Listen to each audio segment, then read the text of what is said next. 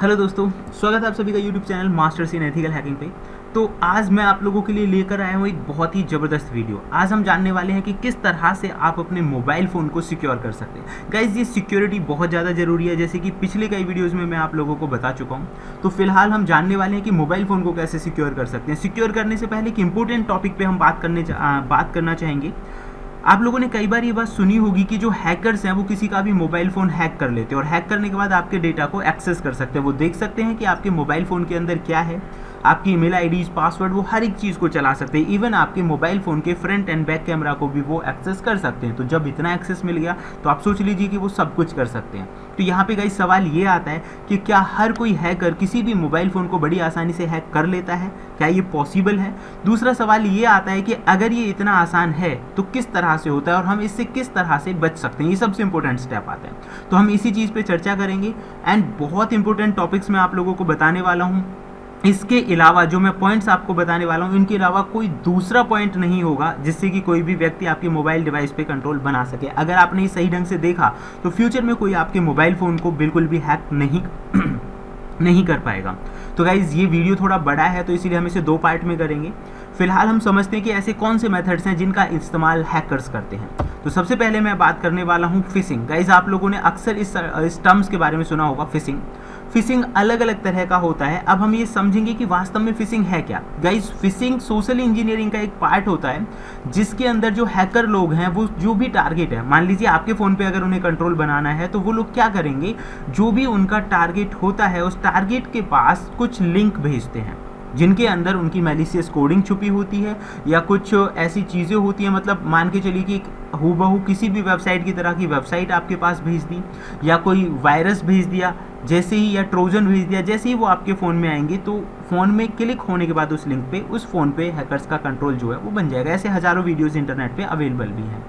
दूसरा आता है फिशिंग के जो अलग अलग पार्ट्स होते हैं। हैकर लोग क्या करते हैं, ईमेल के जरिए आपके पास कोई चीज़ भेजेंगे, या फिर आप स्पेसिफिक मान के चलिए आपका कोई पर्टिकुलर बिजनेस है तो बिजनेस के हिसाब से आपके पास चीज़ें भेजेंगे, ट्रेडिंग की चीज़ें भेजेंगे, बिजनेस की डील्स भेजेंगे। मतलब एक तरह से झांसा देना, इस तरह का उन लोगों का काम होता है। इस प्रोसेस को फिशिंग बोला जाता है। तो अब सवाल ये आता है कि अगर ऐसा हमारे साथ हो रहा है तो हम कैसे उस चीज़ को आइडेंटिफाई करें कि ये सही है या गलत है। तो इसके वीडियोस मैंने कई बार बताए भी हैं गाइस कि इस तरह की चीज़ों से हम कैसे बचेंगे, किसी भी वेबसाइट को कैसे चेक करेंगे। तो आप वीडियोस वो देख सकते हैं। दूसरा, आप समझ ही गए होंगे कि आपको समझना क्या है कि ईमेल अटैचमेंट के साथ कोई भी मैलिशियस लिंक जो आता है उसको अच्छी तरह से देखना है। यूआरएल को अनसॉर्ट करके भी आप देख सकते हैं। लिंक पे किसी भी अनवांटेड जो लिंक होता है उस पर क्लिक करने से बचना है। सबसे इंपॉर्टेंट चीज़, बचने का तरीका क्या है इसका। अगर हम बात करें कि आपको बचना क्या है, सबसे पहले तो देखिए कोई भी जो अनवांटेड लिंक है या कहीं से बाहर से कोई भी जो मैसेज आया उस पर क्लिक नहीं करना चाहिए जो मतलब ट्रस्टेड नहीं है।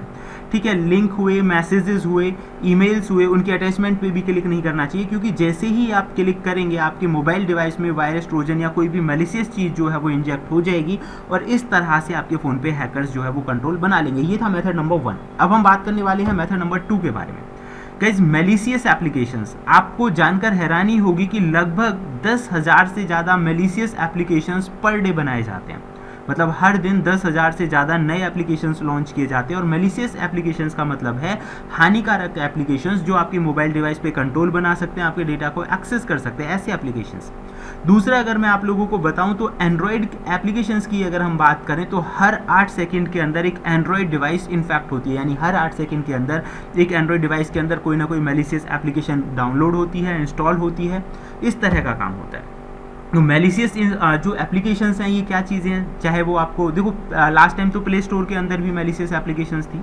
मैलिशियस एप्लीकेशंस ऐसी एप्लीकेशंस होती हैं जो आप अलग से इंस्टॉल करते हैं किसी ना किसी लालच में, कि फेसबुक अकाउंट के लिए कर लिया आपने, व्हाट्सअप के लिए कर लिया, फॉलोअर बढ़ाने के लिए कर लिया। तो ज़रूरी नहीं है कि वो ट्रस्टेड है। कारण क्या है कि अगर आप किसी भी चीज़ को ट्रस्टेड सोर्स से डाउनलोड कर रहे हो और वो काम की लगे तो एक अलग बात है, लेकिन अनट्रस्टेड सोर्स से अगर आप वो कर रहे हो तो ये हो सकता है कि वो मैलिशियस एप्लीकेशंस हो।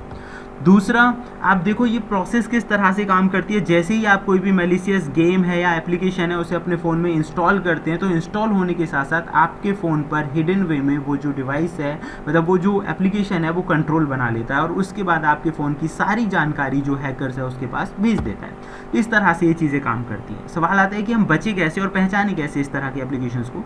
तो मैं आप लोगों को बताना चाहूँगा कि आपको हमेशा जो ऑफिशियल वेब स्टोर्स होता है, यानी एप्लीकेशन स्टोर होता है, वहाँ से आपको एप्लीकेशंस को डाउनलोड करना चाहिए। एप्पल का अपना अलग स्टोर है, आप वहाँ से एप्लीकेशंस को डाउनलोड करें।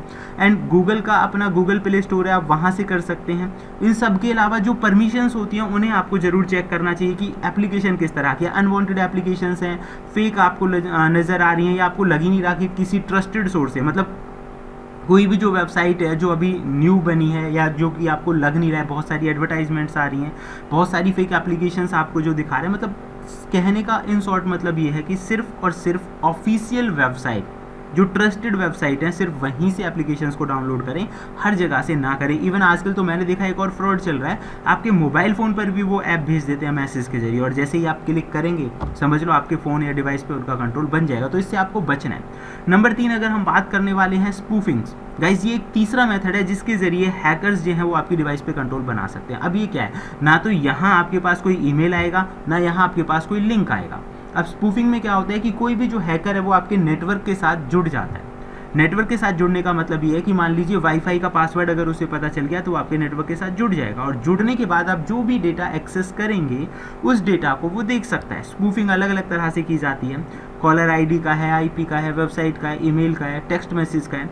तो इसमें क्या करेंगे, जो हैकर हैं, मतलब आप जो भी चीज़ सर्च कर रहे हैं ना, उस चीज़ के बदले में अपनी जो मैलिशियस फाइल है या वेबसाइट है या लिंक है वो आपको प्रोवाइड कर देंगे। मतलब आप ट्रस्टेड वेबसाइट पे काम कर रहे हैं, आपने कोई रिक्वेस्ट भेजी है, तो हैकर के पास ये कैपेबिलिटीज़ हो जाती हैं स्पूफिंग के अंदर कि वो उस चीज़ को बदल सके। या फिर देखो थोड़ा बहुत अंतर होता है, आप ऐसे समझ सकते हैं, मान लीजिए आपके पास ईमेल आया जो कि ऐसा ही लगेगा कि किसी ट्रस्टेड कंपनी से मेल आया है, बट वास्तव में वो ट्रस्टेड कंपनी का मेल नहीं होगा, उसमें बहुत छोटा सा अंतर होगा। आप लोगों ने देखा है कि अगर ओ और जीरो को लिखें तो देखने में एक जैसे ही होते हैं।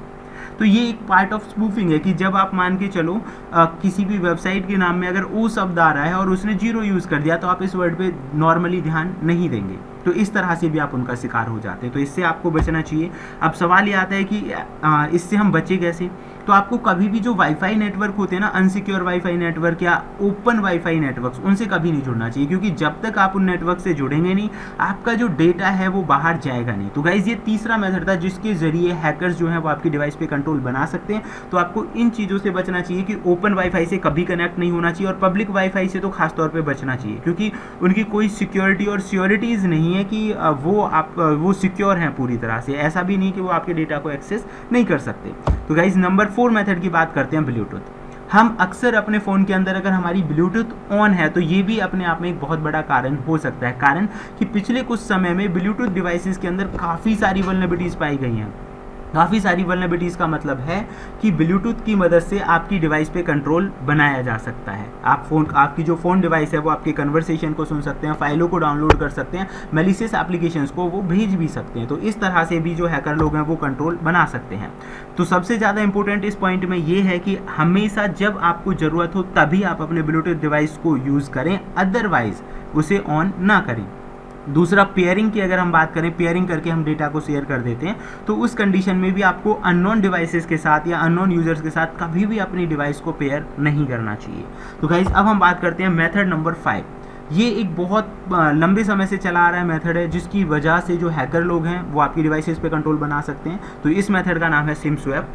सिम स्वैप के अंदर जो हैकर हैं, जो फ्रॉडस्टर्स हैं, वो क्या करते हैं, आपकी सिम को ही, आपके नाम की ही जो सिम है या सेम नंबर की दूसरी सिम निकलवा लेते हैं।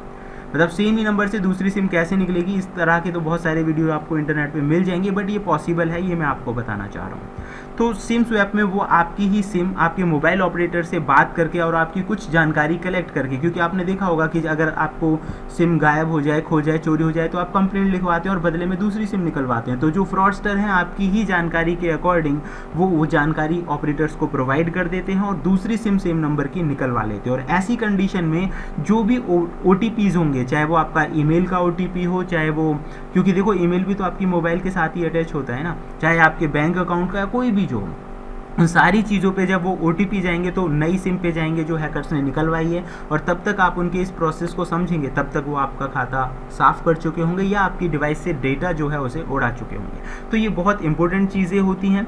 दूसरा, अब बात आती है कि हम इससे बचे कैसे। तो गाइज़ मैं आप लोगों को बताना चाहूँगा कि हमेशा अपने जो करियर हैं उनके साथ एक पिन और पासवर्ड सेट करके रखें, और आपकी जो अनयूजुअल अकाउंट एक्टिविटीज़ हैं उन पे हमेशा ध्यान रखें। आने वाले मैसेजेस पे फोकस करें, और देखो सिम डायरेक्टली तो बंद होती नहीं है, कई बार आपके पास कॉल आ जाता है या फिर कई बार मैसेजेस आ जाते हैं। तो मैं बात वही है कि आप उन चीज़ों पे फोकस रखें, और कोई भी अनयूजुअल एक्टिविटीज़ हैं उनके अकॉर्डिंगली, लाइक आपसे कोई कह रहा है कि भाई मैं कस्टमर केयर से बात कर रहा हूँ, तो आप इस बात को श्योर करें, और जो चीज़ें वो पूछ रहे हैं, क्योंकि ये बात हर बार बोली जाती है कि अपनी सेंसिटिव इन्फॉर्मेशन कभी भी फ़ोन कॉल पे नहीं देनी चाहिए, तो इस चीज़ से आपको बचना है। तो गाइज़ ये था हमारा पार्ट नंबर 1, जिसमें आप लोगों ने जाना कि हैकर कौन कौन से मेथड्स का इस्तेमाल कर रहे हैं। अगर आप लोगों को ये पार्ट पसंद आता है तो मैं इसका पार्ट नंबर 2 जल्दी ही लेकर आऊँगा, जिसमें हम और दूसरे मेथड्स के बारे में जानेंगे, और आपको जो मोबाइल डिवाइसेज हैं जिनका आप इस्तेमाल कर रहे हैं, आपको पता चलेगा कि कैसे उन्हें अच्छे वे में हम सिक्योर रख सकते हैं। तब तक के लिए देखते रहिए YouTube channel masters in ethical hacking. Thank you friends, good bye.